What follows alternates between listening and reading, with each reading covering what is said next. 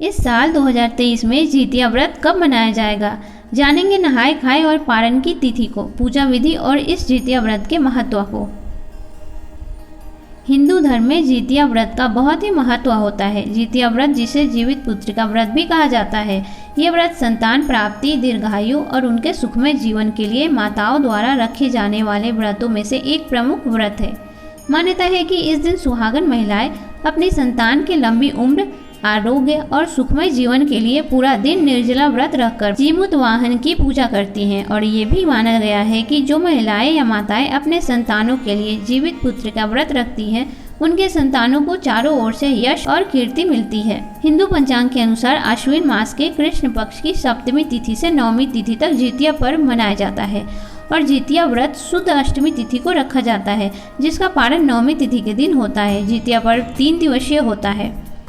जितिया व्रत में पहले दिन यानी कि सप्तमी को नहाय खाए कहा जाता है। इस दिन महिलाएं नहाने के बाद ही भोजन करती हैं। इस साल 2023 को सप्तमी तिथि है 5 अक्टूबर, दिन गुरुवार। इसी दिन नहाय खाए भी है। व्रत के दूसरे दिन को खुर जितिया कहा जाता है और यही व्रत का खास और विशेष दिन होता है। ये दिन अष्टमी तिथि को पड़ता है और अष्टमी तिथि के लगते ही माताएं व्रत रखती हैं, वो भी निर्जला। यहाँ तक कि रात्रि में भी जल नहीं पिया जाता। इस साल 2023 की अष्टमी है 6 अक्टूबर, दिन शुक्रवार को, और शुद्ध अष्टमी तिथि आरंभ होगी इसी दिन यानी कि 6 अक्टूबर शुक्रवार की सुबह 6:34 से शुरू होकर दूसरे दिन 7 अक्टूबर शनिवार को सुबह 8:08 पर समाप्त होगी। व्रत के तीसरे दिन व्रत का पारण करने के बाद भोजन ग्रहण करने के साथ ही इस महापर्व जितिया की समाप्ति हो जाती है।